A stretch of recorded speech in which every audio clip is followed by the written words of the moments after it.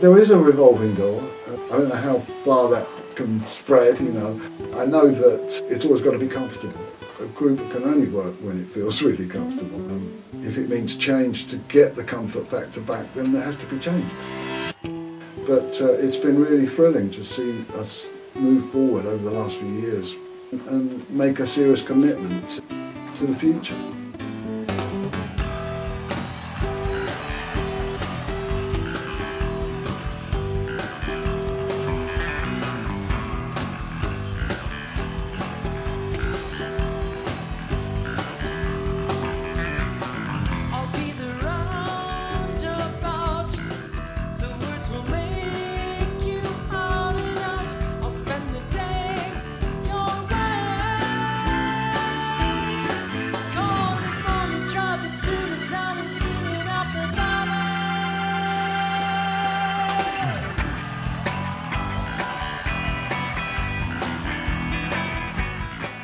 Although I'd heard of the band when I got invited to audition for them, basically I hadn't heard them.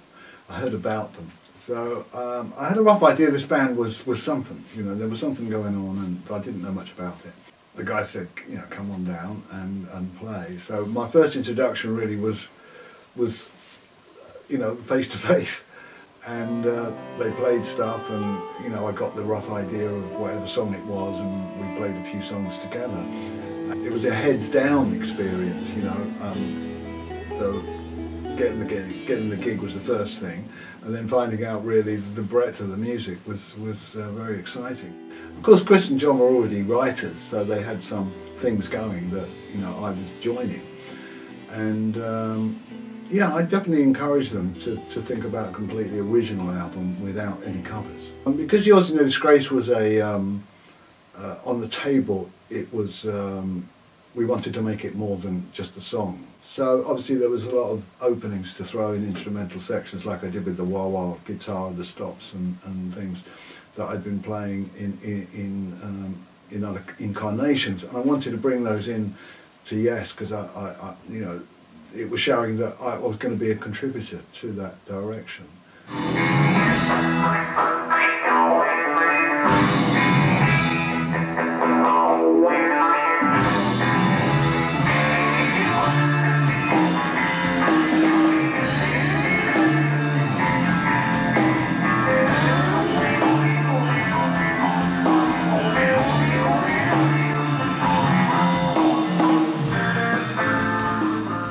After that album was constructed and we could see the album, and going on tour was an opportunity to see if we had ideas, and that's how we moved on to Fragile so successfully.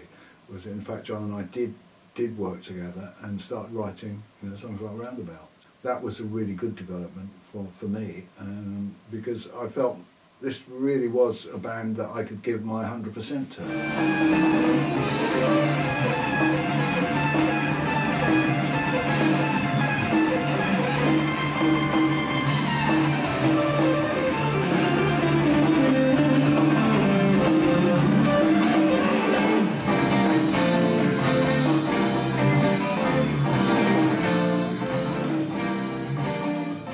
That was what I wanted to do, and that's why Rick came in, because Rick wanted to do a similar thing on the keyboards, you know, have a very broad sound, have orchestral sounds, synthesized string machines, everything we could get our hands on. And I was similar, you know, in my range of guitar ambition, that I didn't just want to play a particular thing, I wanted to be kind of all round.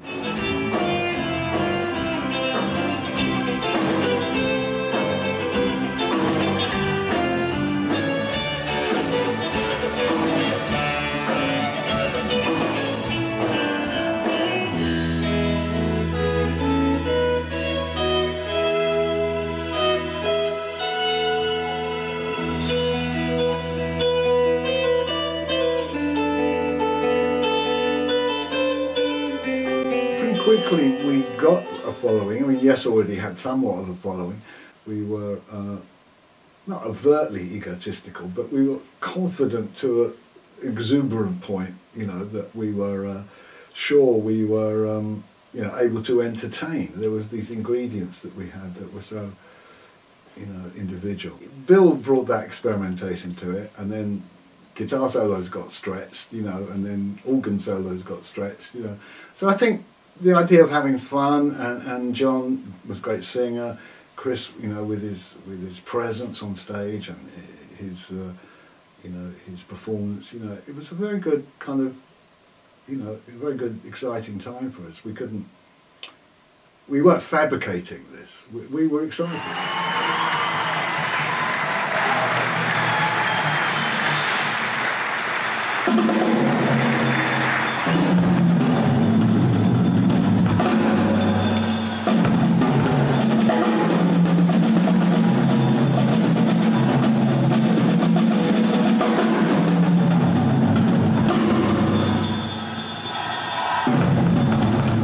Because the music is different. Not a lot of people play the same kind of stuff as we do. It's complex and yet it's melodic and it's got lots of harmonies and it's entertaining to the ear.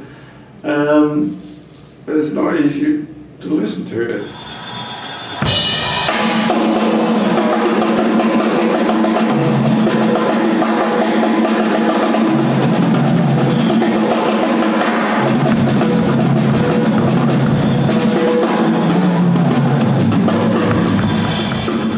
So I guess that's challenging for a lot of people, and I think that's part of the longevity of the band is definitely due to that aspect. But there's been so many eras of different lineups and different eras of music, and it's been quite an interesting journey, really. I went through the 80s, not like everybody, playing 90125 and all that success we had in that area. So for me, it's been a bit of a roller coaster ride in all different directions, and musically too.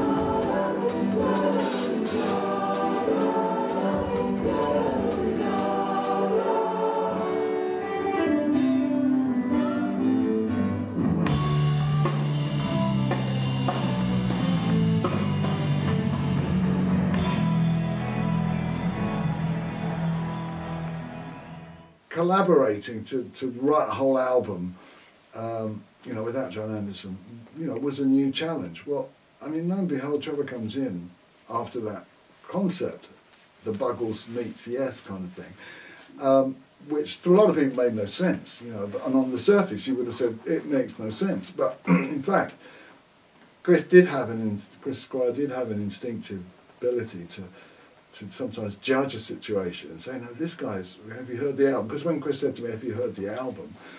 Forget Video Killed the Radio Star, but have you heard the album?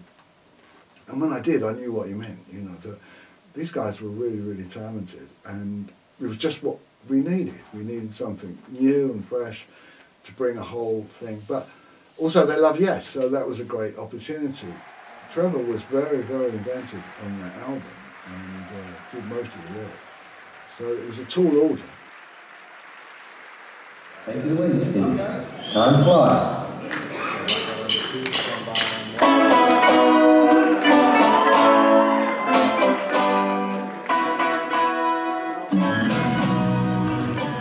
Well, you see, the first time I ever heard Yes, it wasn't Yes.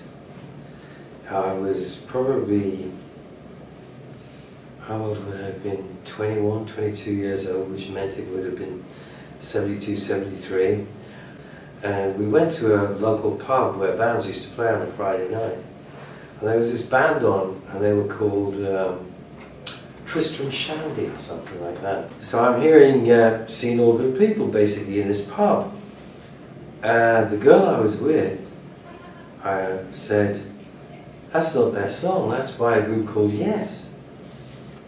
I was like, God, that's really good. So I went out and bought the album, which was the Yes album, and when I heard Starship Trooper, I was just totally hooked.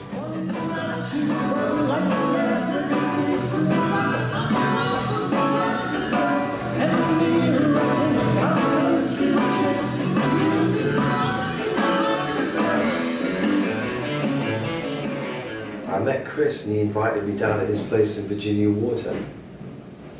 And the funny thing is, when we got there, his kids were waiting to get our autograph. It was a kind of big moment for me, because I was, you know, being a bass player, I always really liked Chris's bass playing. I mean, that's kind of an understatement, really. When you're a bass player, you know, you normally are so, you know, you're playing I was playing other people's bass parts. That's fine. I really enjoyed playing. But when I heard Chris, it was like, God, that's the first time I've really heard somebody play a bass guitar like it was a guitar.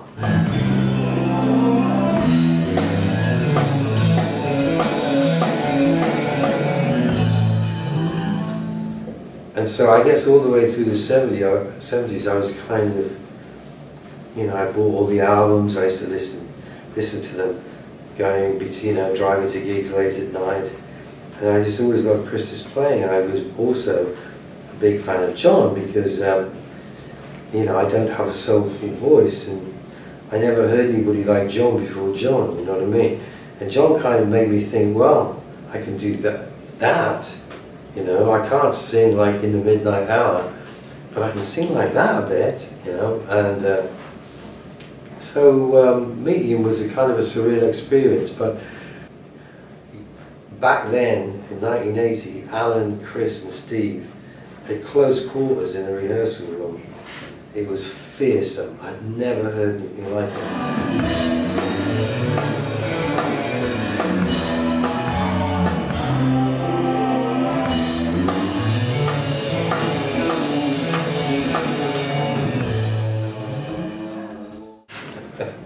So it was an amazing experience.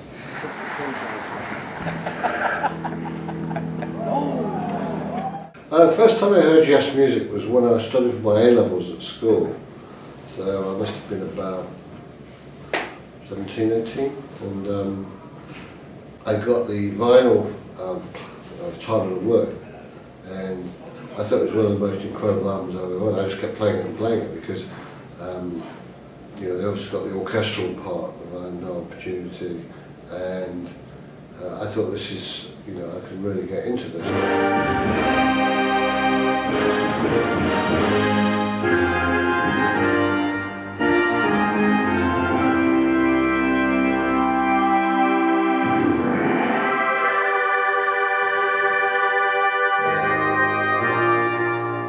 It was the musicianship that really attracted me to it. That it was extra special, you know, extra special musicianship.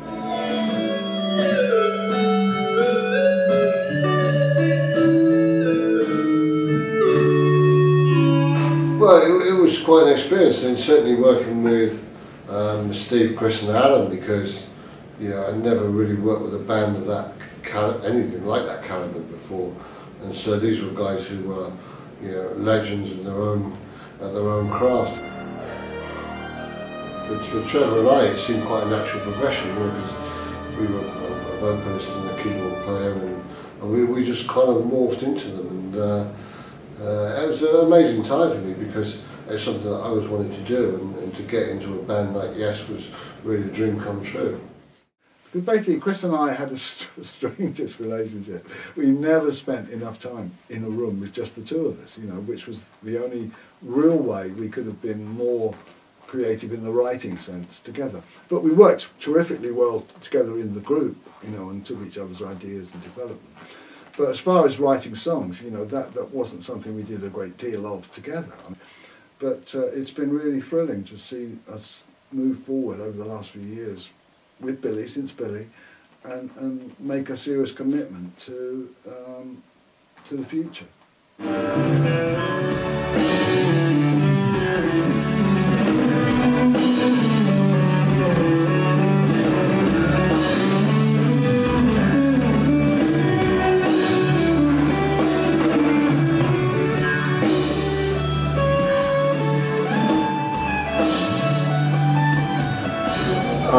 At a very young age, 12, I started listening to Yes music, and Close to the Edge was the first thing I heard.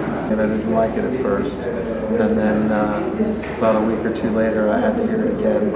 And then I fell into it, and I've been a huge fan ever since. I met Chris in '88, somewhere around there. I met all the guys and became inside the loop, so to speak, from that point forward.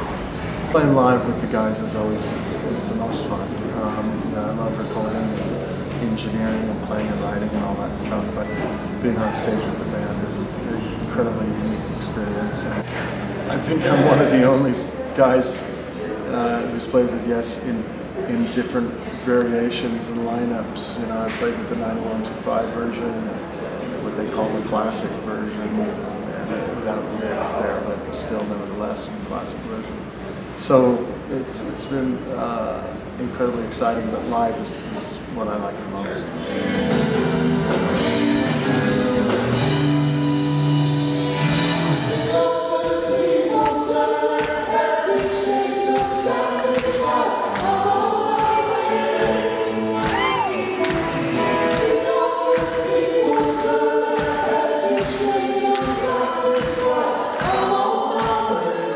Well, probably hearing Owner of a Lonely Heart on the radio. I was maybe a freshman in high school, so 9th grade, sort of 16.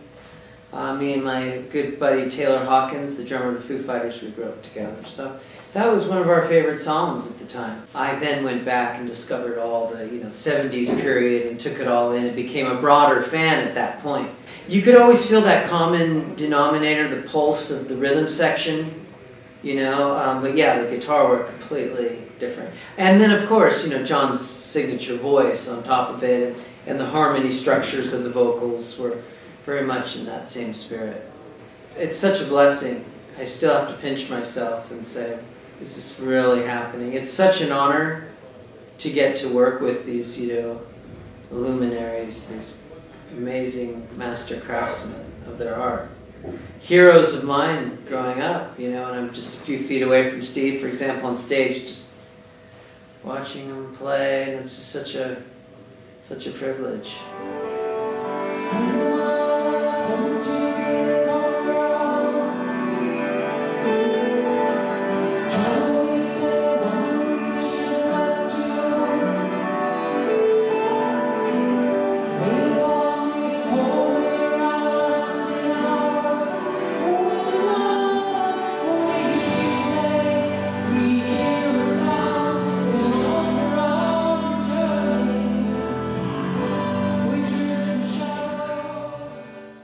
I've worked individually with Yes members since 1981, so I was in band with Tony, and then playing with Peter Banks at the Central every week.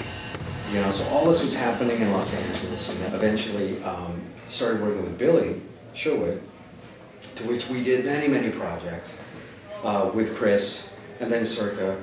With Alan did the Circa, and then I subbed for Alan in Circa. So this has been a thing for so many years, and then when I got the call, I had 3 days to just get it together.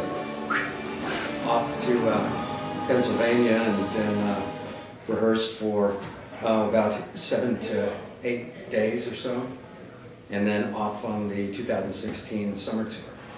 And Alan has always been that guy for me.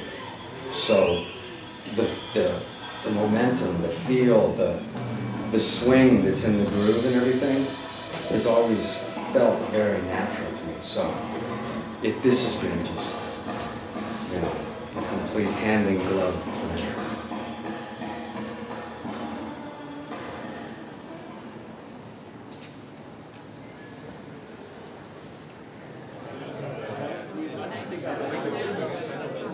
When Roger did the Fragile album, the first one, we were all excited because we hadn't really seen anything like it. And we went, oh Roger, that's great, Fragile, a bit of the world's falling apart, all this kind of thing. And then when we got to close to the edge and he had the logo came on board and the big grand picture, then we were in the sort of floating islands of Roger Dean, which we still are in. Well, I was introduced to Yes by Phil Carson. He liked my work, and he said he introduced me when they next needed a cover. And so I first met them in the studio. They'd just gone into Advision, actually, and they were just starting to record Fragile. So there's not really any music to listen to there. So the first music I actually heard of Yes was their previous albums. And the one that really caught my attention was The Worm. And I thought, wow, this is amazing. What I wanted to do and what I felt their kind of music did was take you to another place. And that's what I wanted to paint, that other place where you went. I didn't have the songs or the music of that album to wrap the idea of the narrative around. It was really based on what it might be, not what it was. I felt Yes needed a logo, and I thought that the design I did for the cover of Fragile wasn't really a logo. I literally came up with the Yes logo on a train journey. I did 6 sketches where by the end it started to look like the Yes logo, and all I had to do was do a sort of finished drawing of it. So the Yes logo came out of just the idea that it made sense that the band had a visual identity over and above the paintings. You know, it was, oh, why don't we use that alone on the cover, or with the title on the cover? I liked that, and I was very much up for that, but it did mean the painting was on the inside. The band was amazing, but I really felt we could do something unbelievably amazing with them. By then, Yes were playing to bigger and bigger audiences, and you really couldn't see them anymore. The ease of large screens and everything wasn't available. So we wanted to make their visual presence powerful and amazing and mysterious. Actually, with the tour merchandising, we did the first statewide merchandising. I don't think anyone had done that before. What I wanted to do was to control, not from the point of view of commercial reasons, but just aesthetic reasons, the physical look. Getting the logo used properly, t-shirts, posters, all that stuff, saying yes in one voice.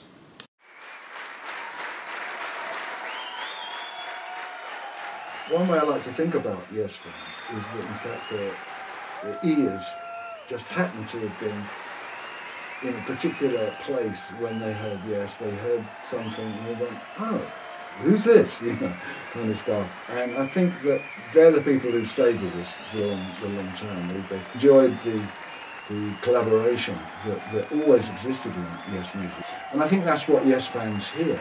But I think the Yes fan is not a Yes fan in one solitary sense, because not only are we thrilled to see young people who've heard about Yes as a band, oh, they've been going years, you know, and they might be musicians or they might just be music lovers coming to us, and they're young people and they love Yes, you know, suddenly they feel they've got something that not everybody is tuned into.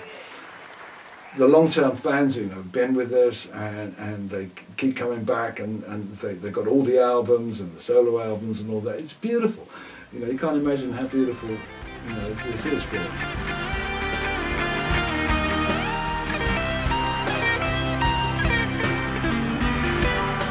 The real thing that is satisfying to me is, you know, for a band to achieve 50 years is quite something anyway. But I've been in 46 years, or going on for 47 of those years. Myself, which is, I find incredible. If you told me when I started in 72, I would say, no way, you know. But here I am, I guess.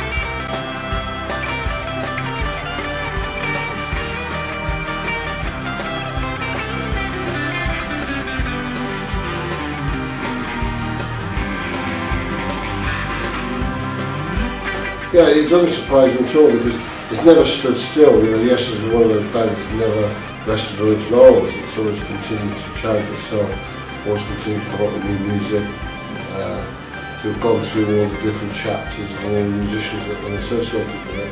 It's been a real privilege to be part of that.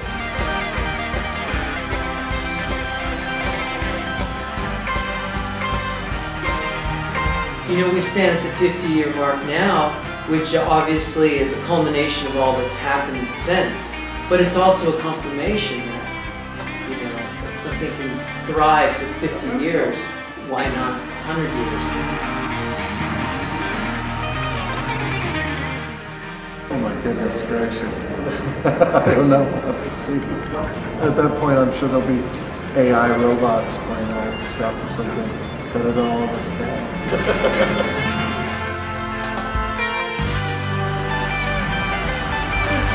I honestly don't think anyone anticipated it would be a 50th anniversary of any band.